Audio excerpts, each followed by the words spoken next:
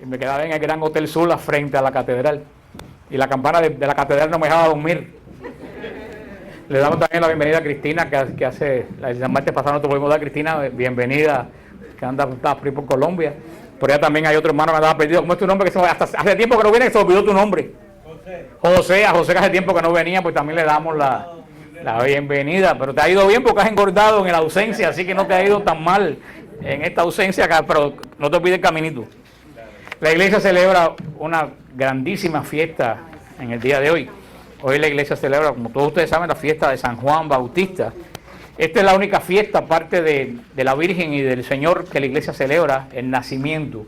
Siempre la iglesia celebra el día de la muerte de un santo, que es cuando el santo entra en la gloria de Dios y nace a la vida eterna. O sea, que el día de Santa Teresa celebramos el día que murió Santa Teresa. El día de San Juan Bosco celebramos el día que murió San Juan Bosco. Parte de la Virgen María, que se celebra la Natividad de la Virgen el 8 de septiembre, del Señor, que se celebra el 25 de diciembre. Hoy no se celebra la muerte de Juan el Bautista, se celebra el nacimiento de Juan el Bautista. Es el único santo que se celebra el nacimiento, porque de él dijo el Señor que es el hombre más grande nacido de mujer. Así que es una fiesta grande. La reseña que me dan aquí hoy para leer dice: la madre Isabel había escuchado no hace mucho la encantadora oración que salió espontáneamente de la boca de su prima María y que traía resonancias como un eco lejano del antiguo Israel. Zacarías, el padre de la criatura, permanece mudo, aunque por señas quiere hacerse entender. Las concisas palabras del Evangelio encubren la realidad que está más allá de colorido en la pequeña aldea de Ain Karen. Con lógica humana y social comunes se tienen los acontecimientos de una familia como propios de todas. En la pequeña población, las penas y alegrías son de todos. Los miedos y los triunfos se comparten por igual. Primero los vecinos que no se apartaron ni un minuto del portal. Luego llegan otros y otros más. Por un rato, el tintín del herrero ha dejado de sonar. En la fuente del saber rompió un cántaro cuando resbaló mi sonada por lo que contaban las comadres. Llegó el día octavo para la circuncisión del niño que nació aquel día y se le debe poner el nombre por el que se nombrará para toda la vida. Un imparcial observador descubre desde fuera que ha habido discusiones entre los parientes que han llegado desde otros pueblos para la ceremonia. Tuvieron un forcejeo por la cuestión del nombre. El clan manda mucho y parece que prevalece la elección del nombre de Zacarías, que es el del padre. Pero el anciano Zacarías está inquieto y se diría que parece protestar. Cuando llegue el momento decisivo, lo escribe en un punzón en una tablilla y decide que se llame Juan. No se sabe muy bien lo que ha pasado, pero lo cierto es que todo cambió. Ahora Zacarías habla, ha recuperado la facultad de expresarse de modo más natural y anda por ahí bendiciendo al Dios de Israel a boca llena. Ya no se hablará más del niño hasta que llegue la próxima manifestación del reino en la que intervienen. Este es lo que dicen de este escrito, esta reseña del nacimiento de Juan el Bautista, que todos los hemos escuchado en la lectura del Evangelio, y los que hemos ido a Israel los hemos vivido directamente. ¿Quiénes de los que están aquí han ido a Ain Karen? Los que están aquí han estado en Ain Karen, bueno, los que han estado en Ain Karen pueden rememorar esto. Cuando uno entra a la iglesia, a la hermosa iglesia de San Juan el Bautista en Ain Karen, uno del lado acá del altar uno baja a una cueva, y en esa cueva hay una estrella puesta que dice: aquí nació Juan el precursor. Y a la salida, en la explanada de la iglesia, está escrito en todos los idiomas del mundo el Benedictus, que es la hermosa oración de Zacarías que se reza en todos los monasterios en las vísperas. Que usted dice: bendito sea el Dios de Israel, que se ha dignado visitar a su pueblo para redimirlo con la paz. Ahí está escrito el Benedictus, que es lo que canta Zacarías en todas las paredes de la iglesia de San Juan Bautista. Hoy es el día de la fiesta de Ain Karen, de ese hermoso pueblecito de Judá. Por eso es importante que alguna vez en la vida todo cristiano vaya a Israel. Si Dios quiere, el año que viene, pues nosotros iremos de nuevo, como todos los años. Yo pienso, yo tengo que ir en octubre a grabar una serie para EWTN. Voy sin persona, vamos con los equipos, vamos a hacer una serie de 13 programas en Israel para las personas que no pueden ir, lo puedan ver por televisión. O sea, lo mismo que hemos hecho en los viajes lo vamos a hacer en video, se va a pasar por EWTN y se calcula que por lo menos 160 millones de personas lo vean. Así que espero que a lo mejor los grupos de nosotros empiecen a crecer cuando vamos a Israel. Así que el año que viene, ya lo avisaremos, el año que viene volveremos, si Dios quiere, a Israel, y vamos a hacer una parada en Italia para el año jubilar de San Pablo, que comienza el domingo. El domingo comienza el año jubilar de San Pablo. domingo celebramos los 2000 años, comienza la celebración de los 2000 años del nacimiento de Pablo de Tarso. 2000 años de nacimiento del apóstol, y va a haber un año entero jubilar que se cierra el año que viene en la Basílica de San Pablo Extramuros, donde se descubrió no hace mucho la tumba de Pablo y de Timoteo. Siempre se sabía que la tumba estaba debajo del altar. ¿Quién ha estado ahí en la Basílica de San Pablo Extramuros? Bueno, mire que tiene que subir arriba de la silla. Pero Ana María, tú has estado y ni te acuerdas ni dónde estuviste, porque tú has estado. Ella ni se acuerda dónde estuvo. ¿Tú has estado, Rosana? ¿En Roma tú no has estado? Yo pensé que tú has estado en la Basílica de San Pablo Extramuros. Abajo del altar siempre se sabía que estaba San Pablo y Timoteo, pero la basílica cogió fuego en el siglo V y los escombros de la iglesia pues taparon la base del altar, hicieron la iglesia encima y nunca se había excavado. Y hace como un año, para el jubileo, Papa dio permiso, encontraron el sarcófago de Pablo y de Timoteo abajo mismo del altar, donde se decía desde toda la vida que estaba la tumba de Pablo y Timoteo.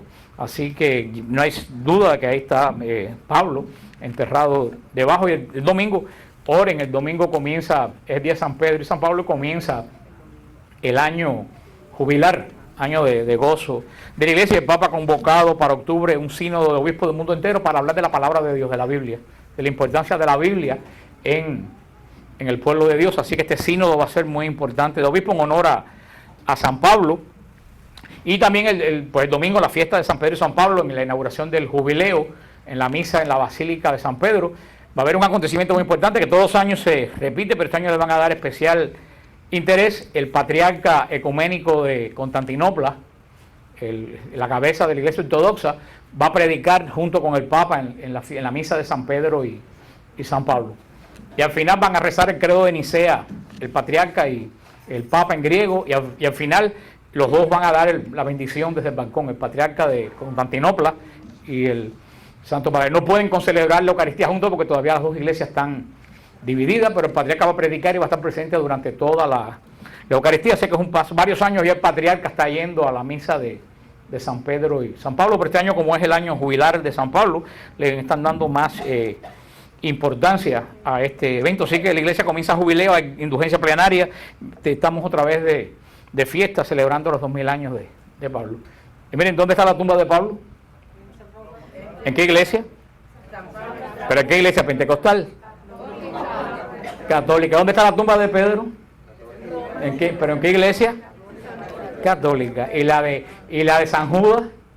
En el Vaticano, la tumba católica de Santiago, en Compostela, en una iglesia católica. Qué raro que no haya ningún apóstol enterrado en una iglesia bautista o en una iglesia pentecostal. Yo creo que eso daría que pensar, ¿verdad?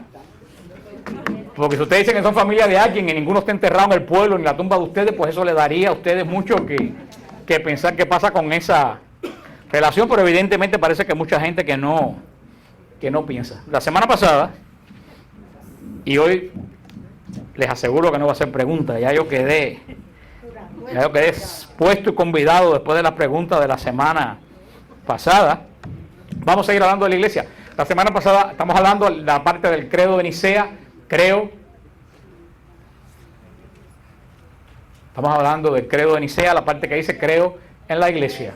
Creo en la iglesia. Entramos en esa parte, como terminamos la parte de creo en el Espíritu Santo, y la semana pasada hablamos de la iglesia como continuidad del pueblo de Israel. Hablamos que Dios se reúne, Dios hace un pacto primero con Israel, y del pueblo de la promesa de Abraham nacen los 12 hijos de Jacob, de Israel, y nace el pueblo del antiguo pacto, el cual recibe la ley con el pacto mosaico, rociado por sangre en la cumbre de Sinaí, se convierte en la nación, en el pueblo de la primera alianza. Esa alianza se termina, no es que no sirva, se agotó, se acabó, en la cruz de Cristo se cumplió. Le dije, como cuando uno compra una casa y termina de pagar la casa, se cumple el contrato que tiene con el banco. Así se cumplió la función del pueblo de Israel, y el pueblo de Israel ya no es el pueblo de Dios, porque el pueblo de la segunda alianza es la iglesia. Y explicamos que así como Israel nace de los 12 hijos de Jacob, la iglesia nace de los 12 apóstoles. Y vamos a ver en otra clase más adelante cómo de los 12 hijos de Jacob, uno tenía la promesa, que era Judá. Y vemos que de los 12 apóstoles, uno tiene la promesa, que es Pedro. Eso, ¿se acuerdan que yo les dije la semana pasada que eso se llama precedencia bíblica? que lo que sucede en el Antiguo Testamento tiene una raíz, lo que sucede en el Nuevo Testamento tiene una raíz en el Antiguo Testamento. Le expliqué las anunciaciones, cómo tienen raíces. Tenemos la raíz de la promesa de Pedro, ¿dónde? En la promesa de Judá. Judá tuvo la promesa de que Judá iba a estar presente cuando viniera el Mesías. Y así fue, los judíos estuvieron presentes cuando vinieron el Mesías y le entregaron el pacto. Pedro tiene la promesa y la iglesia de Pedro va a estar presente cuando Jesús regrese en gloria y ahí le entregará las llaves. Eso vamos a hablarlo cuando hablemos de la función de Pedro en la iglesia. Estamos hablando de la iglesia y hemos hablado de la iglesia como pueblo de Dios. Pero la iglesia, podemos decir, nos quedamos ahí, y eso es cierto, la iglesia es el pueblo de la nueva alianza. Ya el pueblo judío no es el pueblo de la alianza. La alianza del pueblo judío se acabó. ¿Quién tiene la alianza ahora quién es? La iglesia es el pueblo de la nueva alianza. Los judíos es el pueblo histórico de Cristo, pero las promesas las tiene la iglesia. ¿Los judíos pueden ser parte de esta alianza? Claro que sí. ¿Cómo los judíos entran en esta alianza? Cuando se bautizan. Cuando se bautizan, entran en la alianza como todo el mundo. Edith Stein, Santa Benedicta de la Cruz, la gran santa carmelita, que era judía ortodoxa, pues es judía y entró en la nueva alianza a través de ¿qué? Del bautismo. Alfonso de Ratisbona, todos esos grandes judíos conversos, pues han entrado en la nueva alianza a través del pacto y tienen la bendición de ser el pueblo histórico de Cristo. Y aparte de ser el pueblo histórico de Cristo, también está en el pueblo de la nueva alianza. Porque la antigua se acabó, pero la iglesia, por eso decimos que creo en la iglesia. Y es lo que estamos estudiando, creo en la iglesia. La iglesia es más que el pueblo de Dios. La iglesia, ¿se acuérdense que dijimos que San Pablo dice en Hebreos 11, lo que en el Antiguo Testamento es prefigura, en el Nuevo es realidad. El pueblo de Israel, la alianza de Dios, pueblo de la iglesia, el nuevo pueblo de la alianza de Dios. Dijimos que la iglesia no es un templo, ni es una casa. Nosotros, alguien me decía, entonces no puedo decir voy a la iglesia. Pues claro que puedes decir voy a la iglesia, porque si no, qué lío nos íbamos a formar. Porque tampoco es templo, no, tampoco es templo, porque el templo somos nosotros. Iba a tener, bueno, tener que ir a la casita donde no son muy complicados, por supuesto que vamos a la iglesia, pero lo que tenemos que tener el concepto que la iglesia es iglesia no por la casa, la iglesia es iglesia porque ahí nos congregamos nosotros, porque la iglesia no es la casa, la iglesia somos nosotros. Esto que está aquí congregado en esta noche es iglesia, esta es la iglesia. O sea, que nosotros no vamos a la iglesia, nosotros somos iglesia. Como decir, yo soy estadounidense cuando voto. No, yo soy estadounidense las 24 horas del día. No puedo decir, ahora viene la policía y ya, no, tú no me puedes coger preso porque yo no soy estadounidense, porque soy estadounidense cuando voy a votar. Yo creo que lo primero que harían es encerrarme en el Jackson. Porque como estadounidense, las 24 horas del día. Nosotros somos iglesia las 24 horas del día. ¿Qué sucede? Que tenemos en la iglesia muchos paganos bautizados. Y no lo dije yo, lo dijo Juan Pablo II, así que cualquier reclamación se la echan al Papa. Juan Pablo II dijo que la mitad de la iglesia eran paganos bautizados. ¿Qué son paganos bautizados? Alguien que se bautizó, pero de cristiano no tiene nada. Esas son la gente que vemos que van a la iglesia los domingos y piensan que van a la iglesia. Y como van a la iglesia, cuando salen de la iglesia, dejan de ser iglesia. ¿Hasta cuándo? Hasta el domingo que viene, si van. Porque algunos van el domingo de Ramos a coger guano bendito y no vuelven más hasta que vuelven a una boda o un funeral.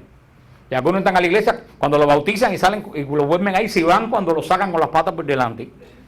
O sea, esos son paganos bautizados. ¿Por qué? Porque ellos son iglesia, ¿cuánto? 45 minutos a la semana. Nosotros no somos iglesia 45, nosotros somos iglesia 24 horas. En el trabajo, en tu casa, tú eres iglesia porque tú eres el pueblo de la nueva alianza. Somos ciudadanos del pueblo de Dios y el pueblo de Dios es la iglesia. Eso es lo que tenemos que tener nosotros bien claro. Que yo decía cuando explicaba ese tema en otra oportunidad, que hay personas que son adoradores de Cristo y hay personas que son siervos de Cristo. ¿Cuáles son los adoradores de Cristo? Los que van un domingo y no se acuerdan más de él hasta el próximo domingo. Eso lo hacen los budistas, eso lo hacen los mahometanos, eso lo hacen los santeros, eso lo hace todo el mundo. Van, le dan el culto a su Dios y después los cristianos no. Los cristianos no somos adoradores de Cristo. Los cristianos somos siervos de Cristo. Somos gente que estamos bajo la autoridad de Cristo las 24 horas del día. Y por el bautismo no solo somos servidores de Cristo, sino que somos el pueblo que Cristo nos incorporó a la alianza por medio de su sangre. Dijimos la semana pasada que la sangre en la primera alianza la puso Moisés cuando mató el becerro y regó con sangre al pueblo de Dios. Y ahí se hizo la alianza entre los hombres y Dios y Yahvé. La segunda alianza no la hicimos nosotros, porque ninguno de ustedes pone sangre. La nueva alianza, Cristo puso la sangre. O sea que el que tiene la alianza en realidad es Cristo con el Padre.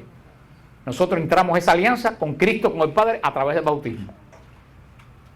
Cuando tú te bautizas, ninguno de ustedes ha puesto sangre para entrar en la alianza. Y la alianza es con sangre. ¿Quién es el único que puso sangre? Jesús. En la antigua alianza expliqué que la circuncisión de los niños se la hacía no tanto por el hecho de cortar nada, sino porque el niño cuando le cortaban el prepucio echaba sangre. Y a través de esa sangre que echaba entraba en el pacto con Dios. Nosotros no echamos sangre en el bautismo. Cristo puso ya la sangre. Entonces yo lo que hago es que por el bautismo me injerto, dice San Pablo, te metes en Cristo que ya tiene la alianza. Y la alianza de Cristo viene a ti.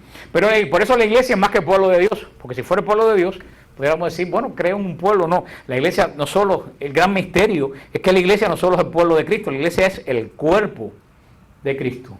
La iglesia es el cuerpo de Cristo. Esto es un misterio todavía mucho más grande. Por eso es que tú no puedes decir que tú crees en Cristo y que no crees en la iglesia. Porque Cristo es la cabeza y la iglesia es el cuerpo de Cristo. De las Sagradas Escrituras podemos sacar varias conclusiones, definiciones para iglesia. En todas las Sagradas Escrituras, desde el principio nos va a hablar de lo que es la iglesia. Dice el catecismo de la iglesia. Déjame ver si logro arreglar el catecismo de la iglesia, porque parece que el otro metió las pezuñas en mí. El otro o alguien que no es el otro que anduvo por aquí buscando en mis papeles me viró los papeles al revés, pero no te preocupes que yo lo arreglo. La iglesia desde el comienzo de toda la eternidad está en la mente de Dios. Todos los santos, San Ireneo, todos los santos fundadores de los padres de la iglesia, los que pusieron las piedras vivas, los que pusieron los mártires de la primera iglesia, dijeron que en la mente de Dios desde el comienzo de los siglos estaba la iglesia. ¿Por qué en la mente de Dios desde los comienzos de los siglos estaba la iglesia? Porque Dios creó al hombre con la mentalidad de que el hombre fuera santo, de que el hombre fuera agradable en su presencia. Por eso creó a Adán y Eva llenos de ¿qué? De gracia. Llevó a Adán y Eva llenos de gracia. Si Adán y Eva hubieran seguido llenos de gracia, a lo mejor no hubiera hecho falta la iglesia. Porque no tenía necesidad de ¿qué? No tenía necesidad Adán y Eva de gracia. No tienen necesidad de gracia porque estaban llenos de gracia. ¿Ustedes entienden eso?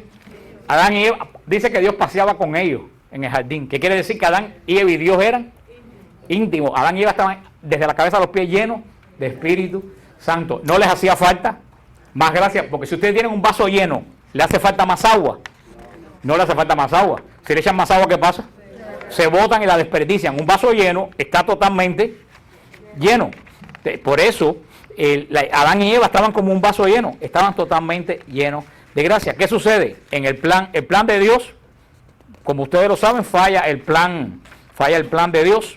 Y al fallar el plan de Dios, ¿qué pierde el hombre? La gracia. Entonces comienza el intento de Dios de devolver al hombre, ¿qué cosa? La gracia que había perdido. Por eso instituye el pueblo para comenzar el plan de la redención, el pueblo de Dios. ¿Qué cosa es el pueblo de Dios? Un conglomerado donde los hombres iban a recibir, ya que no la gracia, porque no podían recibir la gracia, porque Dios y el hombre estaban separados por el pecado. Pero en Israel, ¿qué recibían en Israel? Tenían la cohesión de tener una cierta comunión ¿con quién? Con Dios. Israel era un pueblo que Dios fue guiando con una ley, esa ley que Dios le dio, ¿qué hizo con Israel? Le dio cohesión a través de los ritos del templo, esos ritos expiatorios, la sangre, el sacrificio del cordero, Yom Kippur, todos los sacrificios del templo, fue dándole a Israel la sensación de que ellos podían ser redimidos. Eso, como dice San Pablo, era prefigura de lo que iba a ser más adelante realidad. Pero de cierta forma, ¿cómo se justificaba Israel delante de Dios? Por dos cosas. ¿Por cuáles de las dos cosas? Por la ley. Si cumplían la ley, los judíos se justificaban delante de Dios, a pesar que la redención no estaba hecha. ¿Y por qué otra cosa? Por los rituales del templo. Estaba estipulado, pecas, tienes que hacer esta ofrenda. Hay lepra, tienes que presentar esta ofrenda. El día del perdón, tienes que presentar. Leen el Levítico, todo es un manual de cómo Israel hacía cosas para sentir de cierta forma que Dios estaba sobre ellos. Ustedes saben qué cosa era eso, cómo podemos decir que es de la nueva alianza, pero ¿qué podemos decir? ¿Qué cosa es eso en Israel, equivalente de la iglesia? Nadie se imagina qué cosa puede ser esas cosas que hacía Israel para tener la seguridad de que Dios lo perdonaba. Los sacramentos. ¿Qué es los sacramentos? Sacramento es algo que se ve, que nos indica que algo que no se ve está pasando. Por ejemplo, a ti te bautizan, te cae el agua arriba. ¿El agua es lo que te bautiza? No. ¿Quién te bautiza? El Espíritu Santo, que convierte a ese niño hijo de Dios. Pero esa acción del Espíritu Santo, en la acción del niño, ¿se ve? No se ve. Entonces, ¿con qué se anuncia? Con el agua. Dice, en el momento que cae el agua, el Espíritu Santo actúa. O sea, el sacramento es una acción que se ve, que habla de algo que no se ve. Dios sabía eso, por eso en Israel estaban los ritos del templo.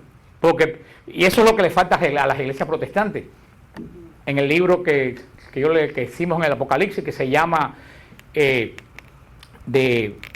Apocalipsis, Días de Retribución, de Shelton, él decía, y era protestante, decía que lo que más el Señor le va a pedir cuenta a la iglesia protestante es haber arrancado de ella los sacramentos, la vida sacramental, porque el hombre necesita ver algo físico de que Dios hizo una acción sobre él. Porque Israel podría haber dicho, vamos a hacer el día de Yom Kippur, le pedimos perdón a Dios y Dios nos perdona, pero Dios hizo eso. No, ¿qué dijo Dios? Cojan un cordero, descargan el pecado, mátenlo, tiren la sangre. ¿Ustedes creen que eso hacía algo delante de Dios? Matar un cordero y tirar la sangre encima del arca. No, pero Dios quería que se hiciera algo que se ve para que el pueblo tuviera la seguridad. Después que la sangre cayó, ya yo fui perdonado. Tengo la seguridad que estoy perdonado. Eso es lo que la iglesia tiene y que los protestantes han perdido. Yo me confieso con Dios, fantástico, pero ¿cómo tú estás seguro que Dios te perdona? Porque hay cosas que no se perdonan. Eso es lo que tenía Israel. Israel necesitaba, como pueblo de Dios, una cohesión y una seguridad de que Dios actuaba en medio de ellos. Por eso tenían la ley y tenían la liturgia del templo. Tenían la liturgia del templo, que de cierta forma que dispensaba esa liturgia del templo la justificación, aunque no la gracia. ¿Por qué? Porque esos hombres que cumplieron la ley y que practicaron los rituales del templo, cuando murieron, ¿a dónde fueron? Al seno de Abraham. Y cuando llegó el día de la resurrección, ¿a dónde subieron? Al cielo. Al cielo. Fueron, de cierta forma, fueron guardados para el día de la resurrección, cuando Jesús derramó la gracia sobre ellos. Por eso, cuando hablamos la semana pasada, que el primer fruto de la resurrección fueron aquella gente que habían muerto en el Antiguo Testamento y están delante del cielo. Hay gente que me pregunta, ¿por qué no hay San Abraham? ¿Por qué no hay San Moisés? Yo digo, bueno, tenemos dos cosas. Primero, San, ¿qué cosa es lo que quiere decir? Santo. Y santo no es propio de Israel. Santo es propio de la iglesia, porque ¿quién santifica? El Espíritu Santo. Y en Israel no estaba el Espíritu Santo. Entonces, ¿la santidad es propia de quién? De la iglesia, que es la que recibe en Pentecostés el Espíritu Santo. Pero estos hombres ilustres, Moisés, Abraham, por supuesto están en el cielo.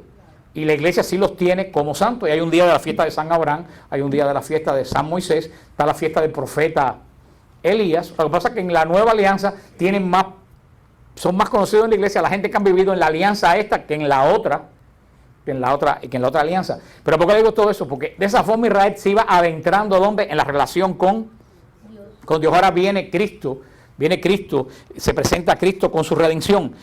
Entonces, ¿dónde se dispensa la gracia ahora en la redención? En la iglesia. Primero se dispensaba en Israel a través de ¿qué? De la ley y de los rituales del templo, ¿no? Ahora, ¿dónde se dispensa la gracia? Eso era prefigura de lo que en la iglesia va a ser realidad. ¿Dónde se dispensa la gracia ahora? En los sacramentos, en la iglesia. Por el bautismo nos injertamos en Cristo, en la confesión se nos perdonan los pecados, en la Eucaristía Cristo nos alimenta con su cuerpo. La dispensación de la gracia, ¿dónde se da? En la iglesia. ¿Por medio de qué? De los sacramentos y de guardar la ley. ¿Qué ley? La ley nueva. ¿Cuál es la ley nueva? Amar a Dios sobre todas las cosas y al prójimo como a ti mismo. Una ley más perfecta que la antigua alianza. ¿Cuál es la antigua alianza? No matarás, no robarás, ojo por ojo, diente por diente. Fíjate, en el Antiguo Testamento todos los mandamientos empiezan con no. No matarás, no robarás, no adulterarás, no. Ley. Nosotros estamos en un pacto de ley. El pacto de ley fue el de Israel. El pacto de la iglesia es un pacto de gracia.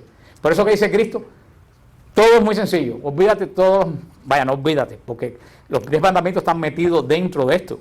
Pero olvídate de los no. ¿Cuál es la ley nueva? Amar a Dios. ¿Y a quién? Y al prójimo como a ti mismo. Dice Cristo, ahí están la ley y los profetas. ¿Por qué? Porque el que ama al prójimo como a sí mismo mata. No. El que ama al prójimo como a sí mismo le roba las cosas que tiene él. No. El que ama al prójimo como te amas tú mismo, que lo chismea, le destruye la honra a la otra persona. No. Lo que pasa es que ya no lo hacemos porque lo tenemos que hacer. Lo tenemos que hacer porque primero amamos a Dios. Entonces, estamos en una ley más perfecta. En Israel era, haz esto, te doy castigo. Haz esto, te doy castigo. ¿Cuál es la ley de ahora? Haz esto porque tú amas a Dios. Y el otro hermano, el otro que está al lado tuyo, no es un extraño. El otro que está al lado tuyo es hermano tuyo porque es hijo del mismo Dios. Los sacramentos en Israel eran prefiguras. ¿Daban gracia? No daban gracia. Daban seguridad de que Dios lo iba a perdonar. En la iglesia los sacramentos sí dan gracia. A través de la confesión se dispensa la gracia, a través de la comunión, los sacramentos son fuentes de gracia. Ustedes ven que en Israel era prefigura, en la iglesia es realidad. Y vemos ir caminando de la iglesia, para que ustedes tengan una idea por qué decimos que creo en la iglesia. Porque hay personas que dicen que la iglesia no hace falta. Y dicen, yo creo en Cristo, pero no tengo que ir a la iglesia. Eso es como decir, yo creo en tu cabeza, pero no en el resto del cuerpo. ¿Eso tiene sentido? ¿Tú sabes quién fue la única que dijo eso? ¿No saben quién fue la única que dijo eso? Salomé, la que dijo, tráeme la cabeza del Bautista, el cuerpo, no me interesa. Tú no puedes quedarte con la cabeza que es Cristo y desechar su cuerpo que somos nosotros. ¿A través de qué? Del bautismo. Cada vez que alguien se bautiza, lo injertan ¿dónde? En el cuerpo de Cristo. Fíjate, yo hice esta para que ustedes entiendan lo que les quiero decir, para la gente que dicen que la iglesia no hace falta y por qué creemos en la iglesia. Primero, ¿qué cosa era cuando dice Génesis? ¿Qué era lo primero que había en el universo? Caos. Caos. Del caos, el Señor pone orden y hace la creación. ¿Cómo Dios hace la creación? En el orden. O sea, tenemos caos, orden, creación. Después que crea Dios, el hombre. Y después que hace el hombre, comete el pecado. ¿Qué viene después del pecado? La promesa de Dios. ¿Qué viene después de la promesa de Dios? La alianza, donde Dios cumple la promesa que le hizo a Abraham. ¿Qué le dan a Dios? ¿Qué le da Dios al pueblo a través de la alianza? La ley. Junto con la ley, ¿qué cosa le da? Un culto ordenado. ¿Dónde era el culto? En el templo. Los sacrificios, ¿dónde están reflejados? En el Levítico. Después, ¿qué cosa le da? Las escrituras. Los profetas, el Pentateuco. Después, ¿qué cosa le da? Cristo viene y se encarna. Después que Cristo viene en carne, ¿qué hace Cristo? La redención. Vuelve a restaurar lo que estaba caído. Después, ¿qué es lo que viene? La resurrección. Después de la resurrección, ¿cuál es el siguiente paso? Baja el Espíritu Santo. Y después que va a venir el caos. Eso es lo que piensan los protestantes. Después del Pentecostés, cada cual puede hacer lo que le da la gana. No hace falta la iglesia. Yo rezo en el cuarto de mi casa e interpreto la Biblia como a mí me da la gana. ¿Eso cómo se llama? Caos. ¿Ustedes entienden lo que le estoy diciendo? Le voy a decir de nuevo, por orden. Caos, creación, orden de Dios, hombre, pecado, promesa, alianza, ley, culto en el templo, escritura, encarnación, redención, resurrección, Pentecostés. Ustedes van que va desde el caos, ¿cómo va? Subiendo en perfección. Entonces, según los protestantes, después que sube, baja el Espíritu Santo, ¿y a qué volvemos de nuevo? Al caos. Cada cual interpreta la Biblia como quiere, cada cual hace el culto que le da la gana, cada cual va a la iglesia que le da la gana, cada cual se queda. Ese es el plan de Dios, hacer un plan perfecto del caos para volver ¿a dónde? Al caos. ¿Tiene eso sentido? Quiere decir que después de Pentecostés viene algo más perfecto que todo lo demás que estaba atrás. ¿Ustedes entienden lo que cómo lo estoy llevando? Porque eso es lo que piensan los protestantes. Dios va ordenando. Bueno, primero, arriba, cada cual para su casa, hacer lo que le dé la gana. Eso sería volver al caos espiritual. Y un caos peor, porque ya no es un caos físico, ahora es un caos. ¿Qué es lo que vemos en todas las esquinas? ¿Qué es lo que vemos en todas las esquinas? Iglesias fajadas una con otra. Familias que en cuanto llega una persona de otra iglesia, ya todo el mundo se pone nervioso y nadie sabe qué cosa va a decir, porque en cualquier momento se salen con una falta de respeto total a lo que tú crees. Para eso bajó el Espíritu Santo. Como yo decía el pasado en Radio Paz, hay una sola verdad. Punto. Hay una sola verdad. La única verdad es que esto es un libro. Es la única verdad. Por mucho que yo interprete que esto es una gallina, aunque yo alucine y pienso que yo tengo en la mano una gallina que va a poner un huevo en cualquier momento, ¿cuál es la única verdad? Que esto es ¿qué cosa? Una Biblia. Hermano, Dios tiene una sola doctrina. Es imposible que el Espíritu Santo dé 24.000 doctrinas diferentes. Porque si el Espíritu Santo da 24.000 doctrinas, todas en contra unas con otras, de esas 24.000, 23.999 son falsas y una es cierta.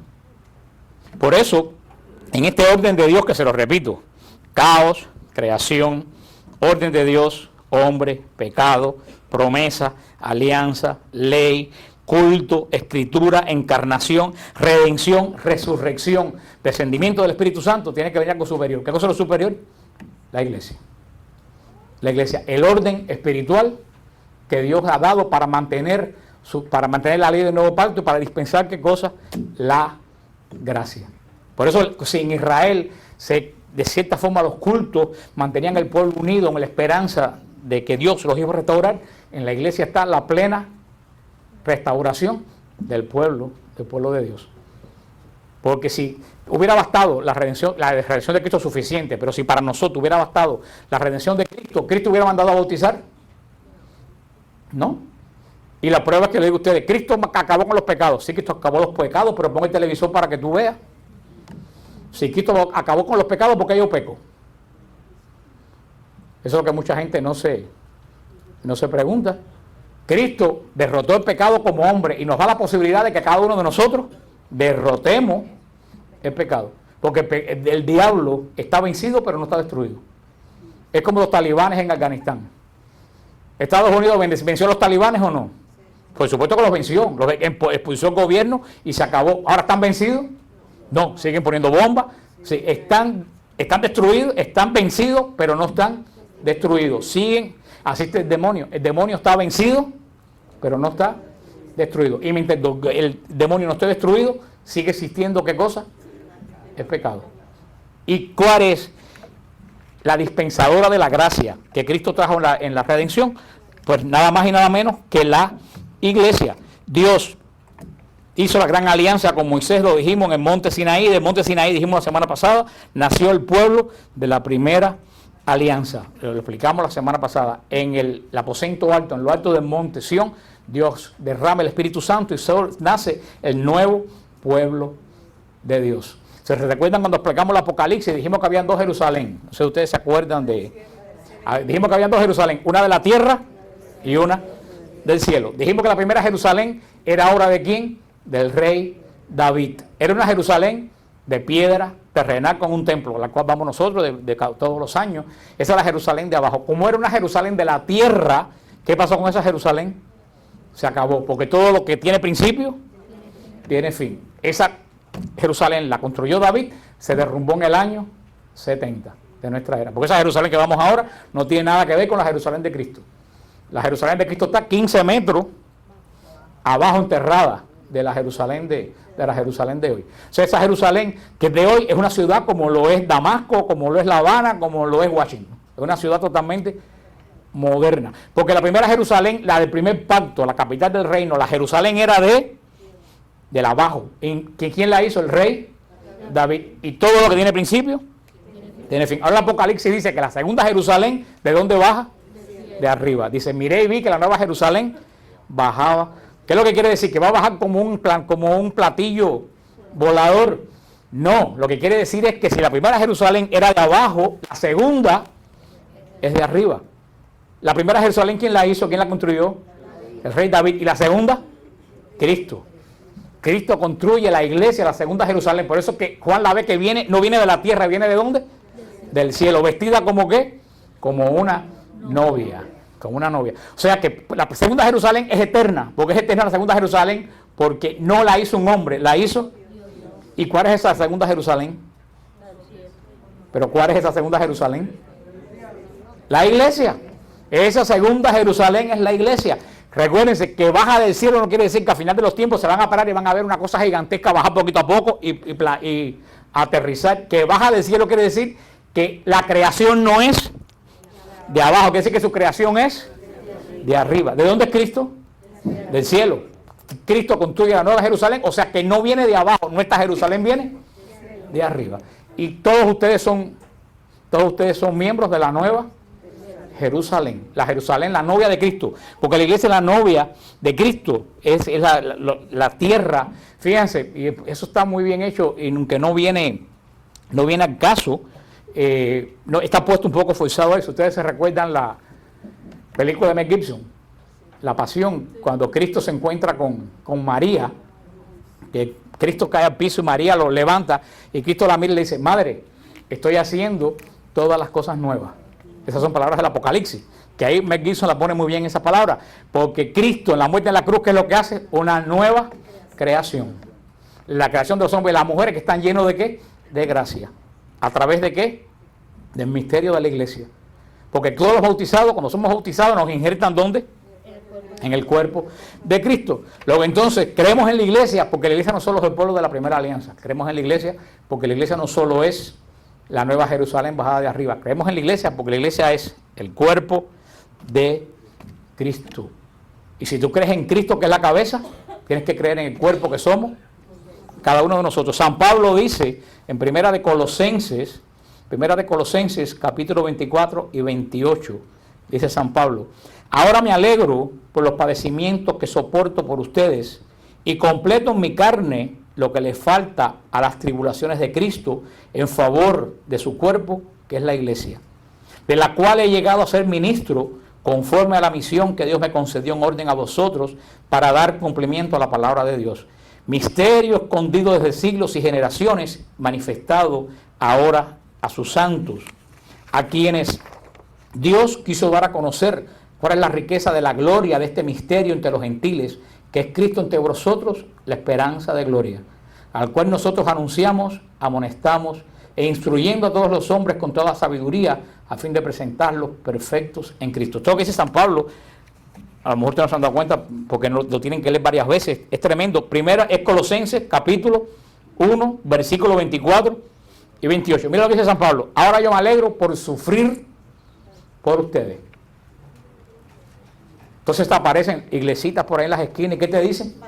Tú no tienes que sufrir. Si cuando tú crees, aceptas a Cristo, los dineros te caen en el cielo, en espuertas, te caen los Cadillac, los Volvo, los Hammer, te caen las cuentas bancarias. Entonces yo digo, ¿qué evangelio tienen esa gente? ¿Qué es lo que dice San Pablo? Ahora me alegro porque soy millonario. ¿Qué es lo que dice San Pablo? Ahora me alegro por los padecimientos que soporto por ustedes. San Pablo, más pobre no pudo ser, fue pobre como una rata, tenía que tener cesta para poder sobrevivir. Entonces resulta que ahora la iglesia del pastor Bobby, que está aquí en la esquina, Bobby es bendecido con millones de dólares, y Pablo, que es el que pone el fundamento, no fue bendecido. ¿Cómo me pueden explicar? ¿Cómo me pueden explicar eso? San Pablo, ahora me alegro. San Pablo no solo sufre, por nosotros decimos, ay, mira, me pasan cosas. A mí yo no salgo de una para caer en otra. ¿Por qué estas cosas me pasan? San Pablo no dice eso. ¿Qué dice San Pablo? Ahora me alegro de lo que sufro. San Pablo se alegra de sufrir. ¿Por qué es masoquista? No, dice, porque completo en mi carne lo que le falta a la pasión de Cristo. Eso es tremendo. ¿Quiere decir que la pasión de Cristo no fue suficiente? Dice, y lo dice la Biblia de todos los protestantes, completo lo que falta. Cada vez que tú sufres, tú completas la pasión de Cristo. ¿Cuándo? Dice San Pablo que se alegra de soportar los sufrimientos por quien, en favor de su cuerpo, que es la iglesia. San Pablo dice bien claro, la iglesia, ¿qué cosa es? El cuerpo de Cristo. Ahora me alegro por los padecimientos que soporto por vosotros y completo en mi carne lo que le falta a las tribulaciones de Cristo en favor de su pueblo, que es la iglesia. Aquí no tenemos duda. El cuerpo de Cristo es ¿quién? Dicho por San Pablo en Colosenses, capítulo 1, versículo 24. Ahora dice San Pablo que cuando él sufre, se alegra. ¿Por qué se alegra? Porque está ofreciendo los sufrimientos a favor de ¿quién? De la iglesia. ¿Cómo se entiende? ¿De que vamos a sufrir, hermano? Vamos a sufrir. Vamos a sufrir. No es que la iglesia sea masoquista, es que yo quiero que alguien me diga que está seguro que no va a sufrir. Yo quiero que alguien me diga eso, que lo voy a vigilar. El sufrimiento está aquí. es totalmente inevitable. Nosotros lo dejamos entrar cuando abrimos la puerta al diablo. Y nosotros lo dejamos entrar, lo alimentamos cada día con nuestros pecados. El sufrimiento está aquí. Ahora hay dos formas de sufrir. Sufrir maldiciendo a Dios. ¿Y por qué me pasa esto a mí? ¿Y por qué Dios me hizo esto a mí? ¿Y qué cae sobre ti? Condenación. A veces San Pablo dice, yo soy inteligente. Yo cuando sufro, lo ofrezco ¿por quién?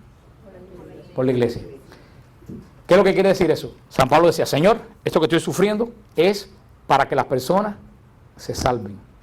Cuando Cristo ve el esfuerzo que hace Pablo de sufrir en paz y lo ofrece ¿por quién?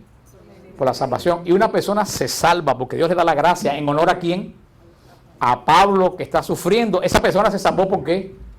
Por los sufrimientos de Pablo. Entonces Pablo, ¿qué es lo que hizo ahí? Corredención.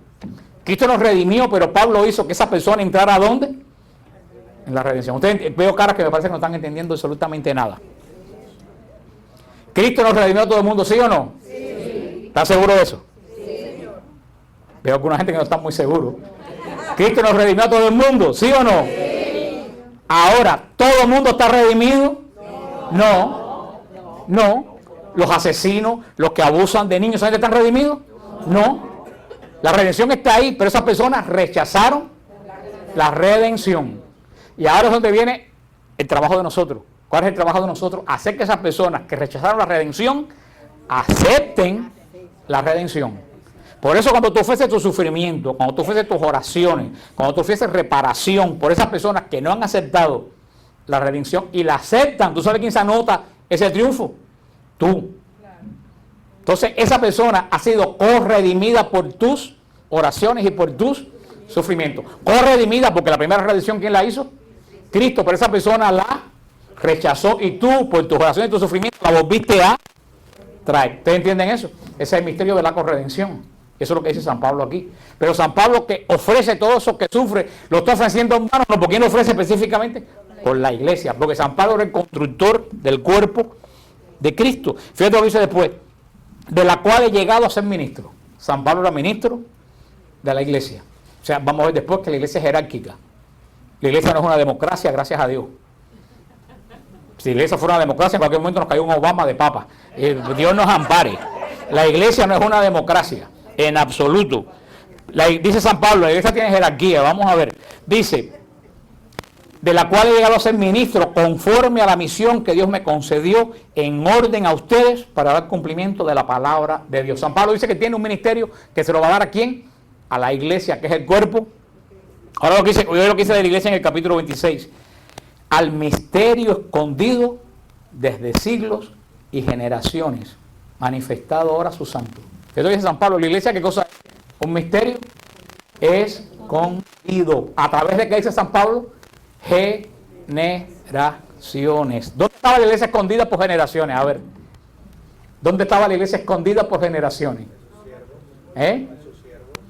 Pero ¿dónde estaba la iglesia escondida? Aquí dice San Pablo que antes de él estuvo escondida por generaciones de generaciones. ¿Dónde estaba la iglesia escondida? En Israel. Lo dijo la boricua. ¿La iglesia estaba escondida dónde? En Israel. A ver, una semilla, ¿dónde está escondida? Bueno, antes de sembrarla. Una semilla está escondida dentro de la flor, ¿no? Ustedes ven, la semilla está dentro de la flor. ¿Está ahí o no está ahí? Pero ¿qué es lo que está haciendo? Que le está germinando. Esa es la palabra. La iglesia, ¿dónde estaba escondida? En Israel. La iglesia germinó ¿de dónde? De Israel, donde estaba escondida, y pasó a ser la plenitud del reino. Esto es muy importante que ustedes lo entiendan. Por eso que dicen los santos, los padres de la iglesia, que la iglesia estaba en la mente de Dios desde el principio. Por eso San Pablo dice que está escondida. ¿Dónde está escondida la iglesia? En Israel. ¿Quiere decir que está escondida así? No, quiere decir, como dijo la hermana, está germinando. ¿Dónde? Dentro del pueblo de la primera alianza. Lo cual quiere decir que nosotros salimos de la primera alianza como la semilla o el fruto nace de la flor. Y eso es un buen ejemplo. Ustedes ven que está la flor se abre, ¿no? Siguiendo este ejemplo, la flor se abrió. ¿Quién podemos decir que es la flor que se abrió? Israel. Salió la flor del pueblo de Dios, ¿no? ¿Qué empezó a nacer dentro del fruto? Fue el fruto. ¿Cuál es el fruto? La redención. ¿Y cuál fue la semilla de la redención? La iglesia. Ustedes ven como la iglesia es la continuación de Israel, pero de una forma más perfecta. Pasó de ser un proyecto de una celulita a convertirse en un fruto y después en una semilla. A la vez, como dijo la hermana, se siembra la semilla y sigue dando frutos, que es la iglesia. Por eso San Pablo dice que el misterio que es la iglesia estaba escondido desde generaciones y manifestado ahora a sus santos. ¿A quién le manifestó Dios el misterio de la iglesia? A los primeros bautizados. ¿Quiénes son los santos? ¿A quién le manifestó Dios su plan? A Santa Teresa y a San Juan Bautista y a todos, hermanos. Cuando San Pablo le dice santos a todos los bautizados. San Pablo dice, escribo esta carta a los santos de Corintio. Y Corinto era un nido de gallina. Estaban todos fajados unos con otros. ¿Y San Pablo cómo los llama? Los santos de Corinto. Porque todos los bautizados somos llamados a ser santos. O sea, toda la iglesia. Por eso decimos, creo en la iglesia que es una santa. Ahí es lo que está. Si la iglesia es santa, nosotros también somos santos. Aunque ustedes no lo crean. Y cueste trabajo creerlo. Dice San Pablo, al misterio escondido desde siglos y manifestado ahora a sus santos. Dios les manifestó a la iglesia lo que tenía guardado a los israelitas, a quien Dios quiso dar a conocer cuál es la riqueza de la gloria de este misterio entre los gentiles. ¿Qué es lo que quiere decir San Pablo? Que el misterio de Dios, que es la iglesia, no se quedó solo en Israel. ¿Salió para dónde? Para todas las naciones. Al cual nosotros anunciamos, amonestamos, incluyendo a todo hombre con toda sabiduría, a fin de presentarlos perfectos a Dios. ¿Cuál es la función de la iglesia? Hacer a los hombres perfectos ante Dios. ¿A través de qué? De la predicación. ¿A través de qué? De los sacramentos. Tú pecas, eres imperfecto. La iglesia te reconcilia con Cristo a través del sacramento de la confesión. Cuando sales del confesionario, ¿cómo sales? Perfecto y santo. La iglesia tiene el ministerio de reconciliar a los hombres y nosotros reconciliarlos, darle la fuerza para seguir caminando, que recibimos la fuerza ¿dónde? En la Eucaristía. Ese es el misterio que dice San Pablo, de reconciliación de la iglesia, santificando continuamente a los hombres, y no solo a los israelitas, sino a todos los hombres que Dios ha llamado, ¿desde cuándo? Desde el principio. Dice también San Pablo, en primera de Corintios 12, la iglesia es un cuerpo y Cristo es su cabeza. Eso es lo que tenemos que tener bien en claro hoy. La iglesia no solo es el pueblo, la iglesia es el pueblo de Dios, no hay duda, el pueblo de la nueva alianza. Pero podemos decir que eso es algo más, aunque es una alianza espiritual, pero eso es algo más terrenal. Ahora la iglesia es más que el pueblo de Dios de la primera alianza, porque el pueblo de Dios de la primera alianza conforma el cuerpo de Cristo. Cristo la cabeza y cada uno de nosotros sus miembros. Yo quisiera ver que ustedes entienden eso. Porque eso mucha gente no lo entiende. Cada uno de ustedes es parte de ¿qué? Bueno, más allá de la iglesia. Cada uno de ustedes son parte del cuerpo de Cristo. Aquí es donde viene, para que ustedes entiendan algo que se llama, vamos a ver después, la comunión de los santos. La comunión de los santos es que todos formamos parte, cada uno somos una célula de un mismo cuerpo. Y San Pablo, cuando hace la teoría del cuerpo místico de la iglesia, que es la iglesia, el cuerpo de Cristo, dice, vaya a decir yo una en mi forma, pero San Pablo dice otra forma. San Pablo dice, todo el cuerpo es oreja, aunque algunos la tienen grande, no todo el cuerpo es oreja. Dice San Pablo, todo el cuerpo es mano, no. Todo el cuerpo es boca, no. ¿Qué es lo que quiere decir San Pablo? Que cada órgano en el cuerpo tiene una función. Y ahora San Pablo dice, ¿puede decir el pie que la oreja no es importante? Y mire, hermano, el dedo más chiquito del pie, que es una cosa, date un golpe en el dedo chiquito del pie, para que tú veas. ¿Tú sabes lo que quiere decir? Ríanse ahora porque lo que les voy a decir ahora no es muy gracioso. ¿Tú sabes lo que quiere decir eso? Que por muy insignificante que tú seas, el pecado tuyo le duele a la iglesia como el dedo chiquito le duele a tu cuerpo. Por eso que el pecado tiene consecuencias. Tú dices, no, es mío, algo mío particular. No es tuyo particular. Es como si el dedo chiquito dijera, yo me doy el golpe que me da la gana, porque al final yo soy chiquitito, soy por ahí abajo. No, tú cuidas no darte un golpe con el dedo chiquito porque duele mucho. Entonces, un pecado tuyo no es un pecado tuyo. Un pecado tuyo repercute en el cuerpo completo de la iglesia. Un pecado tuyo aquí puede ser que repercuta en la iglesia en Polonia y en la evangelización de la China. Ahora, así también, las bendiciones de las monjas que oran en Belén, lejísimos de nosotros, también vienen a nosotros. Porque, por ejemplo, a ti te duele, tiene una migraña tremenda y te van a poner una inyección. ¿Y dónde te la ponen? En una nalga. ¿Te duele la nalga? ¿Qué es lo que te duele? Entonces, lo más lógico es que te pusieran la inyección en la cabeza. ¿Y por qué te la ponen en la nalga?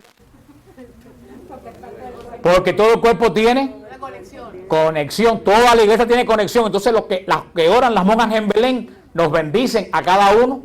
¿Usted entiende lo que quiero decir? Cosas malas y cosas buenas se mueven. Y es la gran responsabilidad. Y es lo que tenemos que pensar. Pecado nuestro no repercute en ti, ni en el ministerio Nuevo Caminar, ni en el ministerio Siloé. Pecado tuyo afecta a toda la iglesia. Y más que afectar a una institución, afecta nada más y nada menos. Por eso decimos que cuando un hombre peca, a Cristo le duele. Dicen, a Cristo le puede doler porque está pecado, sí, pero cada vez que un órgano está malo, el cuerpo entero sufre. Te das un golpe en una rodilla, te das un golpe en un codo y todo el cuerpo tuyo tiene malestar. Ese es el misterio que estamos hablando hoy, que la iglesia somos un cuerpo, todos bautizados. ¿Cuántos aquí están bautizados? Hermano, esto es más serio de lo que parece, y de esto no se habla. No solo no se habla en la iglesia, no se habla en Miami. Mucha bobería que se habla por ahí. Y no se habla en Miami. El cuerpo místico. Todo el mundo ha oído hablar del cuerpo místico. Pero ¿de verdad tú crees que la gente ha razonado qué cosa es el cuerpo místico? Nosotros, cada uno de los que estamos aquí, somos parte de ese cuerpo. Así como la sangre corre por el cuerpo y tiene el cuerpo funcionando bien, cuando la sangre deja de funcionar, ¿qué es lo que sucede en algunos órganos? Se pudre y coge gangrena. ¿Y qué es lo que hay que hacer? Eso pasa con las personas que siguen viviendo en pecado. Es lo que Cristo hace, lo separa de su cuerpo. Eso que es la condenación, eso es lo que es el pecado. Yo creo que tenemos, a veces pensamos como que yo soy un ente aparte. No, somos más que un pueblo, somos el mismísimo cuerpo de Cristo. Se llama la doctrina del cuerpo místico. Y en el cuerpo místico de la iglesia, como parte del cuerpo, cada uno tiene. Ahora, cada cual tiene que decir qué función es la mía en el cuerpo de Cristo. Porque cada órgano tiene su función. Ahora, esto también es una cosa muy interesante. Dice San Pablo, todo el cuerpo no puede ser oreja. Todo el mundo en la iglesia no puede predicar. Todo el mundo en la iglesia no puede cantar. Todo el mundo en la iglesia puede orar por liberación. Cada persona, como parte del cuerpo de Cristo, que tiene una función. Toda función en la iglesia es parte del cuerpo de Cristo. Los que limpian la iglesia tienen una función tremenda en el cuerpo de Cristo. Yo creo que si las iglesias de Miami, en vez de pagar a una persona para que la limpiara por un sueldo, la pagaran como nosotros en nuestros países, cada uno de nosotros la limpiara porque la queremos limpiar, las iglesias brillaran más. En el pueblo de nosotros no se le pagaba a nadie. Nosotros íbamos los sábados a tirar agua y a limpiar la iglesia y dejar aquello brillando, porque nuestro interés es que la iglesia brillara. ¿Ustedes creen que los que limpian la iglesia no tienen una tremenda función? ¿Cómo se santificó San Martín de Porres? Barriendo, pasó la eternidad con una escoba en la mano. ¿Alguien sabe cómo se llamaba el prior del convento de San Martín de Porres? Nadie sabe cómo se llamaba. Y a lo mejor en ese momento, ¿qué decía todo el mundo? Mira el pobre San Martín y mira el señor prior. Ahí viene el señor prior. ¿Quién sabe el nombre del prior? Nadie. Porque es lo que hacía Santa Teresita de Lisieux. La santidad consiste en hacer las cosas ordinarias extraordinariamente bien. Ahora, todo el mundo quiere aspirar a predicar. Yo conozco personas que cogen 3 clases de Biblia y se forman su ministerio y se van a predicar por ahí. Pero como tú con 3 clases de Biblia te vas a ir a predicar por ahí. Cristo estuvo 30 años preparándose para predicar 3. ¿Tú me entiendes? Todo el mundo quiere enseguida tener un puesto de ¿qué? De mandar y de que lo vean. Y no sabes muchas veces cuando tú llevas este puesto en Cristo lo que pesa. Porque yo estoy loco como soltarse lo primero que venga y quiera cargar con él. Y me gracias, hermano. Mire, esto es parte del cuerpo de Cristo, que también es muy importante, que a nadie se le ha ocurrido. Eso también es servicio del cuerpo. Yo lo que quiero que ustedes entiendan esto, que cada uno de ustedes tiene que pensar, ¿qué soy yo en el cuerpo de Cristo? ¿Qué función hago yo en el cuerpo de Cristo? Porque a lo mejor, con todo lo que dices que estás entregado a Cristo, tú no haces ninguna función. Eres una célula muerta que está ahí a esperar que la arranquen. Todos tenemos una, por eso fue la efusión del Espíritu Santo, por eso fue para que tú digas qué función tengo yo, por humilde que sea. Tú no te, mira hermano, orar en tu casa, esa es una función del cuerpo de Cristo. Tú sabes la cantidad que hace falta de gente que ore. Tú sabes cómo hay viejitas por ahí que se pasan las 24 horas del día quejándose de que no la llaman, de que no la visitan, de que están solas, que lo que tienen que hacer, ¿tú sabes qué cosas que lo que tienen que hacer? Ponerse a rezar 24 horas, que tienen echar, son como monjas de clausura, pueden orar 24 horas. Y desperdician, esto es serio, y desperdician ese tiempo ¿en qué? En lamentaciones y perdiendo su vida en lamentarse. En vez de ponerse ahora, están oyendo Radio Mambí y oyen que hubo un accidente en Jayalía, ¿tú sabes lo que tienen que hacer? Señor, ten misericordia de esa gente. Oyen como un terremoto en la China, Señor bendice. A lo mejor tú no sabes esa oración de esa viejita aquí, cuánta gente puede salvar en un terremoto en la China. O sea que no hay nadie, por eso los enfermos son la gente, y la gente que está sufriendo son la gente más importante de la iglesia, porque de una cama pueden salvar miles de gente. Yo cada vez que me entero de alguien que está grave, está sufriendo, mira, ora por mí, por el ministerio, porque la oración de esa persona es tremendamente valiosa delante de Dios. Santa Teresita de Lisieux, patrona de las misiones, y nunca salió de su monasterio. También de cuánta gente. A lo mejor tú mismo que estás aquí eres fruto de la corredención de alguien que oró por ti. El concepto es que nosotros creemos en la iglesia porque no solo es el pueblo de la nueva alianza, es más que un pueblo. ¿Qué cosa es? El cuerpo de Cristo. Y como yo decía, ¿qué circula por el cuerpo completo de uno que le da vida? La sangre. ¿Cuál es la sangre? Por supuesto que la sangre de Cristo, pero ¿qué es lo que circula por la iglesia que le da vida a la iglesia? La gracia, que viene del Espíritu Santo. La gracia es la que circula por todo el cuerpo de Cristo, dándole vida al cuerpo. La gracia de Dios circula por todo. ¿Qué es lo que te da vida a ti? El Espíritu. Si una persona se muere, ¿qué es lo que se le va? ¿Qué es lo que le da vida a la iglesia? El Espíritu Santo de Dios. La iglesia es el cuerpo de Cristo. ¿Y cuál es el espíritu del cuerpo que es la iglesia? El Espíritu Santo, que vivifica y santifica la iglesia. A la iglesia que está dándole vida a la iglesia porque viene del Espíritu Santo, que es el corazón mismo de la mismísima iglesia, que es el cuerpo de Cristo, cuya cabeza es. Por eso decimos que nosotros somos un cuerpo y nuestra cabeza está en el cielo. ¿Y a dónde va el cuerpo? ¿A dónde va el cuerpo? ¿Por dónde va el cuerpo de uno? Por donde va la cabeza. Aunque algunos tienen la cabeza en otro lado, usualmente físicamente la cabeza se mueve ¿con qué? Con el cuerpo. Hermano, ¿qué quiere decir? Que si nuestra cabeza está en el cielo, nosotros que somos el cuerpo, vamos a donde está la cabeza. Por eso tenemos nosotros, yo creo que cuando uno piensa esto, uno coge más responsabilidad de su pertenencia a la iglesia. Por eso la apostasía es un pecado tan grande.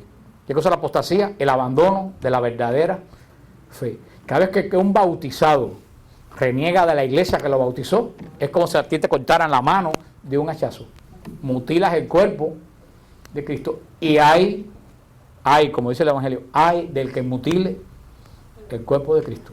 Hay de que esté por ahí tratando de robarse cristianos del cuerpo de Cristo, santificados por Cristo por el bautismo y ungidos por el bautismo. Por último, ya para terminar, la iglesia es misterio. ¿Por qué la iglesia es misterio? Porque es algo que se escapa de nuestros conocimientos. ¿Cómo podemos pensar que todos somos un cuerpo cuya cabeza es Cristo? Eso nosotros no lo podemos entender. Por lo tanto, es un... ¿Y ustedes saben cómo se dice misterio en latín? Ella está aprendiendo mucho. Misterio en latín se dice sacramentum. Se dice mysterium también, pero más allá. Sacramentum quiere decir misterio. Por eso estos símbolos de la iglesia son sacramentum, misterio de Dios. Y la iglesia es el signo. ¿Por qué? ¿Qué es el sacramento? Un misterio de Dios. Pero ¿qué cosa es? Un signo visible que anuncia algo visible. Ahora, oigan también esto. La iglesia es el sacramento de Dios para el mundo. La iglesia es el sacramento de Dios para el mundo. ¿Qué es un sacramento? Un signo visible que anuncia algo invisible. El agua anuncia que en ese momento, el agua que se ve, anuncia que en ese momento el Espíritu Santo adopta al niño en su espíritu como hijo de Dios que no se ve. Pues la iglesia que se ve le anuncia al mundo de que Cristo está vivo. Por eso la iglesia es un sacramento de Dios al mundo. Y ahí es otra responsabilidad. Por eso dijo Cristo: Padre, oro para que sean uno, como tú y yo somos uno. Por eso que la iglesia es el sacramento, es el signo que la gente va a entender de la presencia de Dios en el mundo. Y por eso la responsabilidad de lo que la gente vea de la iglesia. Hermano, por eso es tan terrible los escándalos que hemos tenido. Yo me erizo y ojalá que no haya más ninguno, y hay que orar para que no haya más ninguno. Y hay que orar, en vez de condenar, hay que orar por las personas que dieron escándalos en la iglesia al mundo. Porque una persona que dio escándalo de la iglesia al mundo dio un falso signo de Dios al mundo. Y lo que esa persona va a responder delante del trono de Dios, yo no quiero estar ni remotamente de cerca. Cuando un ungido de Dios como sacerdote que haya manchado el nombre de la iglesia se presenta delante de Cristo juez, yo no quiero estar ahí. Tenemos que orar por ello. Porque como somos un signo de Cristo, todos estos escándalos le han dado al mundo un mensaje equivocado. Ha sido un sacramentum al revés. Le ha dado al mundo un ejemplo y un mensaje equivocado de lo que es la iglesia.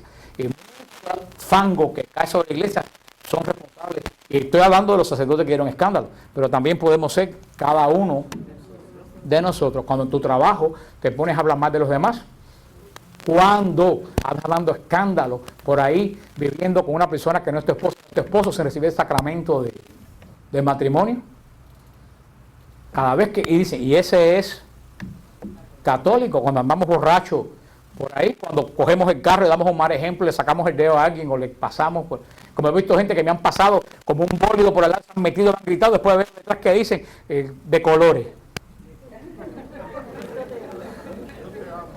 Tengan cuidado con los bumper stickers que ustedes ponen, mejor no pongan bumper stickers en el carro de ustedes, porque esto es muy serio. ¿Ustedes creen que eso es bobería? Si tú andas en tu carro como un loco y tienes una cruz de San Benito, un bumper reconociendo como cristiano, tú vas a echar fango encima del cuerpo de Cristo. Y Dios te lo va a contar. Hermano, ustedes estarán bobeando. Yo no estoy bobeando aquí, porque yo sé que me estoy jugando la salvación que es eterna. La gente de 9 a 11 salieron para su trabajo a las 9 de la mañana, como todos los días, y a los 10 minutos estaban delante del trono de Dios. Y esa es la pregunta que tienes que hacer. Si cuando sacas de aquí te mata un carro, y puede ser, aquí nadie puede asegurar que cuando salga de aquí no lo va a matar un carro. Nadie, ni yo ni ninguno de ustedes. Ahora tú tienes que preguntarte, si ahora en este momento se cae aquí un avión aquí arriba y caigo en la presencia de Dios, ¿qué Dios va a ver de mí? ¿Qué Dios va a ver de mí? Jesús lo dijo: ay de que escandalice a estos pequeños, más le valdría no haber nacido nunca. Y no se refiere a los niños, se refiere a los que son menos crecidos en la fe que nosotros le podemos dar un escándalo. En el trabajo, familia, cuando dicen, y fulano tan católico, fulana tan católica, ya tú estás dando pecado. Y lo peor del caso es que ese pecado no es tuyo. Ese pecado va a caer sobre el cuerpo sin mancha de Cristo. Tú vas a manchar el cuerpo perfecto de Cristo, que es la iglesia. Hermano, ¿esto es serio? Yo no sé cómo ustedes lo tomarán, pero yo trato muchas veces, digo, esto es una responsabilidad tremenda. ¿Sabes? Somos sacramentos de Dios para el mundo. La gente va a amar, odiar a la iglesia por el ejemplo que tú des. Yo una vez trabajé en un trabajo que la persona era muy católica y jefe, y una muchacha dijo, yo no voy más a la iglesia porque si ese es cristiano, yo no quiero ir a donde esa persona va. y era un simple jefe de una oficinita. Pero qué clase de mal comunión diaria, pero qué clase de mal ejemplo de lo que es la iglesia. Es un mal sacramento, un mal signo. Así que hoy hemos visto que creemos en la iglesia, porque la iglesia, ¿qué cosa es? El pueblo de la nueva alianza. También es el cuerpo de Cristo, del cual cada uno de nosotros, no es un cuerpo muerto, no es un cuerpo lejano, no es un cuerpo vivo, donde cada uno de nosotros somos ese cuerpo de Cristo, cuyo la cabeza, que es Cristo, somos eternos sacerdotes, está en el cielo. La semana que viene seguimos que la iglesia es una, que la iglesia es santa, y así seguiremos que la iglesia es apostólica, que la iglesia católica. Vamos a ver toda esa parte. Estamos, y ojalá, ya para cerrar, solamente quiero que algunas personas, si tienen dudas sobre esto, nada que no sea de esto, interesa comentario. Estoy diciendo duda, pregunta, no quiero comentario, que es lo que quiero. Pregunta de duda. ¿Alguien tiene duda? Con mucho gusto se lo contesto. ¿Alguien tiene duda de lo que hemos hablado? La parte que decías de Pablo, donde él decía que la iglesia estaba escondida.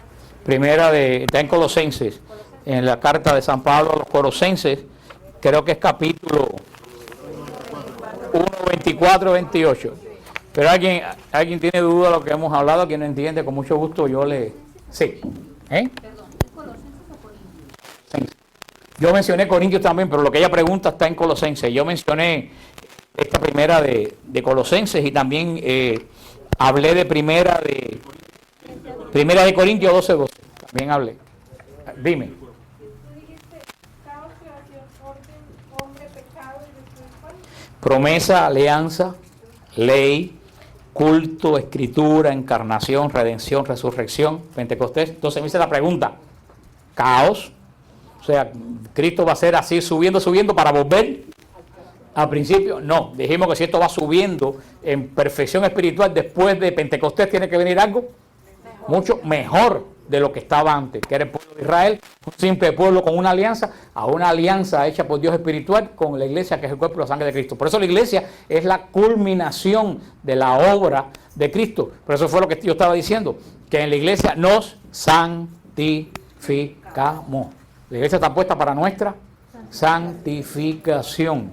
Y cuando termine esta santificación, es cuando Cristo salga y venga a juzgar vivos y muertos. Ahí, hermano, se acabó la iglesia, ahí se acabó todo, porque quiere decir que ya todos los que iban a ser redimidos han sido redimidos. Y por eso dice que al final de los tiempos Cristo le entrega al Padre el reino. Quiere decir, el reino salió el Padre, tuvo la iniciativa de la creación surgió, la creación se dañó, Cristo la restauró, la santificó, y al final de los tiempos, ¿qué va a hacer Cristo con la creación? Entregársela de vuelta al Padre. ¿Cómo? Como estaba antes del pecado. ¿Entendieron cómo es el ciclo?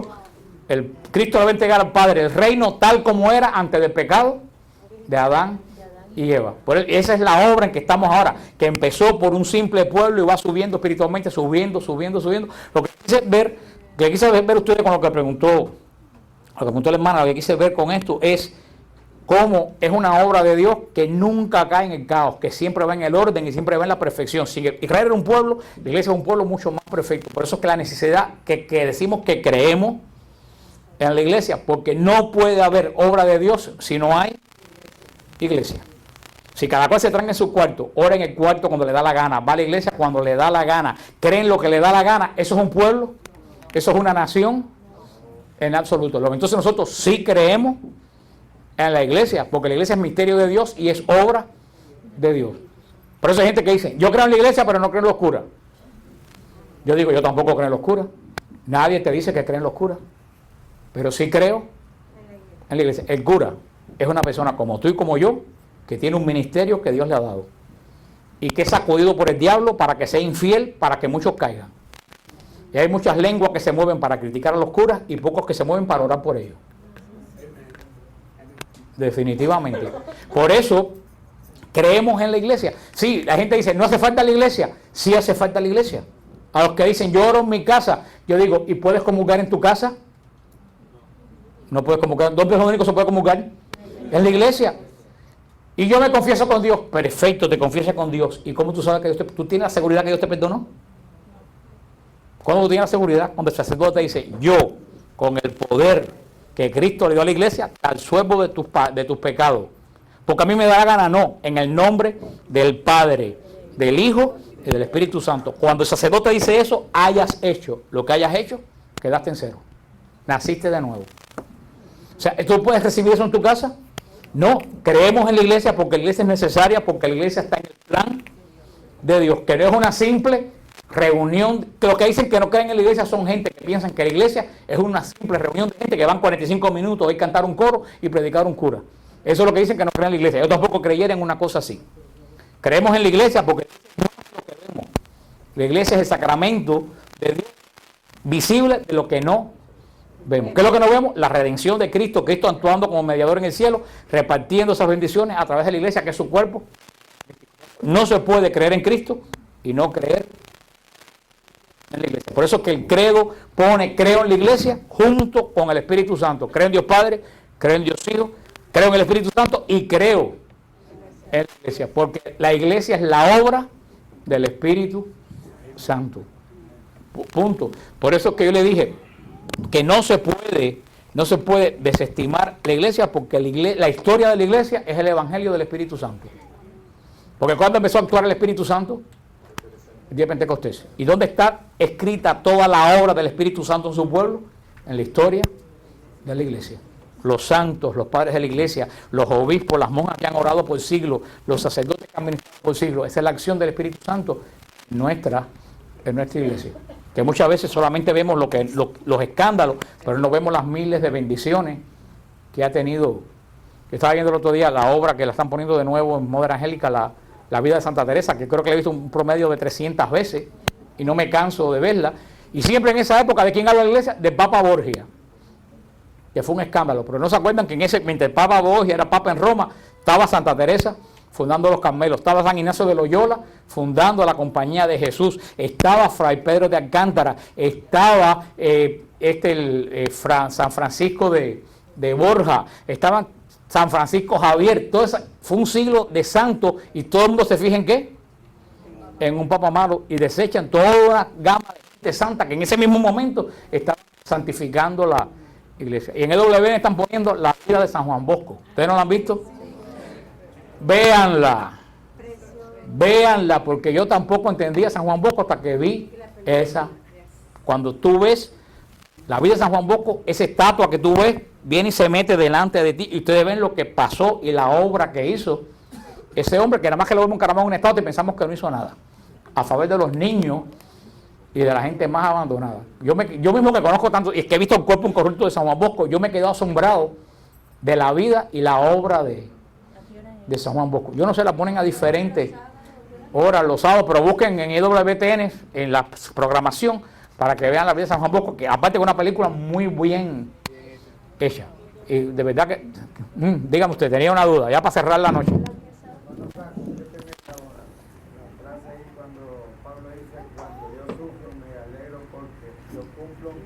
Porque suplo lo que falta a la redención de Cristo por la iglesia. Pero yo les invito a ustedes, aunque yo sé que algunos no tienen dinero, pero si tienen dinero, si quieren las repeticiones, lo que pueden hacer es comprar los discos y lo oyen otra vez, porque si yo lo vuelvo a repetir todo lo que dije, fíjate que yo quería que me hicieran preguntas y la gente nada más que me ha preguntado cosas que yo dije, nadie me ha preguntado una duda, lo cual quiere decir que ustedes son muy sabios. ¿Tú estás grabando? ¿Estás grabando? Vamos a ver lo que dice María, si tiene una duda, al fin alguien tiene una duda, dime María. Cuando hablabas de la cohesión de la iglesia. ¿De la qué? Cohesión. Cohesión. ¿Qué se refiere? O sea, ¿qué te crees? Que la iglesia es algo planeado, la iglesia es algo que camina junto, porque el cuerpo camina junto con la cabeza. O sea, que la iglesia no es algo que alguien tira para aquí, es que alguien tira para allá.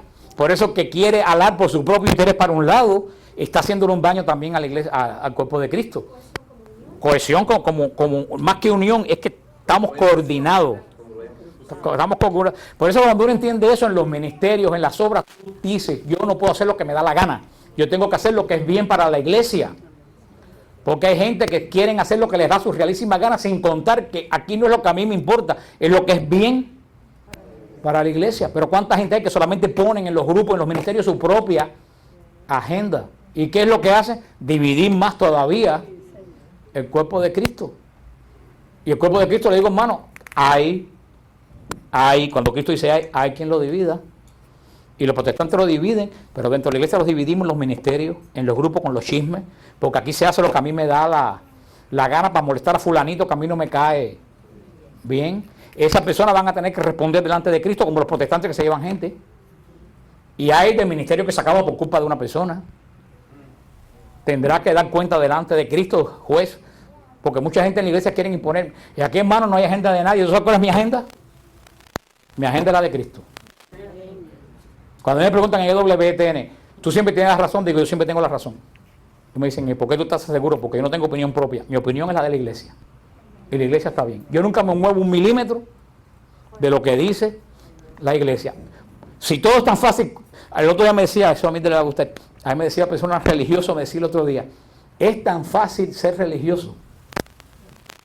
Porque lo único que tú tienes que hacer es lo que te mandan. Ahí no tienes problema. Dice, la obediencia es la solución de todo. Tú no tienes conflicto, tengo que hacer esto, no. ¿Qué es lo que tú tienes que hacer? Lo que te mandaron. Punto. Olvídate de lo demás. Lo que la gente piensa que es un lío, es una maravilla. ¿Por qué se forman los pleitos? Porque no queremos obedecer, porque yo quiero hacer lo que a mí me da la gana, en contra de la iglesia, en contra de que dirige un ministerio, en contra del párroco, en contra del obispo, en contra del papa. Pero lo más fácil, yo digo, yo no me equivoco. ¿Por qué no me equivoco? Porque yo me limito a responder qué cosa, la doctrina de la iglesia. Yo tengo mi opinión propia, pero muchas veces mi opinión pues jamás yo la doy. Yo, aunque no esté de acuerdo con la opinión de la iglesia, yo me la trago porque yo digo, si la iglesia piensa eso y yo pienso esto, lo que más seguro que esté bien es la iglesia, no soy yo. Así que déjame dar la opinión de la iglesia. Dime usted. Y ya que tenemos que cerrar, que nos hemos pasado. Cuando Abraham, Isaac y todo, pero cuando muere el Señor a los 3 días que él baja al infierno. Él se lleva a esa gente a la primicia de Dios, exactamente, pero esa gente no recibieron la redención en su momento por la ley y por ellos se justificaron porque no se condenaron, pero no se redimieron hasta que Cristo no murió en la cruz. Por eso lo expliqué. ¿Tú viniste la semana pasada? Vamos a ver, compra el tape, ahí fue donde yo le expliqué. Compra el tape, ahí yo le expliqué que esa gente fueron los primeros frutos de la redención, fueron esa gente del Antiguo Testamento. Porque miren, muy interesante, y ya voy a cerrar. Gente que me pregunta, ¿por qué buen ladrón no fue al purgatorio? ¿A ustedes no le han hecho esa pregunta? ¿Por qué buen ladrón, que fueron sinvergüenza, no fue al purgatorio, se fue al cielo directo? ¿Por qué no pasó por el purgatorio? ¿A ustedes no le han hecho, nunca le han hecho esa pregunta? Está muy bien, pero yo me arrepiento en el último momento y si yo debo algo malo que he hecho, voy al purgatorio por mucho que me arrepienta. Nada. ¿Tú sabes por qué el buen ladrón no fue al purgatorio? Ni tampoco por eso. ¿Tú sabes por qué el buen ladrón no fue al purgatorio? Porque no había purgatorio. Cuando el purgatorio no es una realidad del Antiguo Testamento, el purgatorio es una realidad de la iglesia. ¿Y cuándo nace la iglesia? En Pentecostés. En ese momento, la gente que se convierte y hacen mal van a parar al purgatorio, pero antes de Pentecostés, por eso vamos a hablar la semana que viene, que la iglesia tiene 3 estados: la iglesia militante, la iglesia que está purgante en el purgatorio y la iglesia triunfante. ¿Pero por qué no fue al purgatorio? Porque no había purgatorio.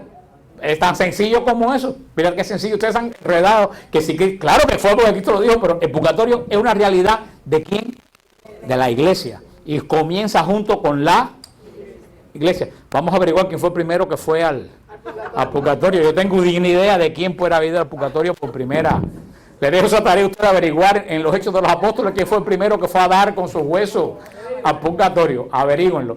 Ya terminamos solamente. Perdónenme que me pasé, pero estos temas son. Fíjate, una cosa. Este jueves tenemos cenáculo en Santa Cecilia.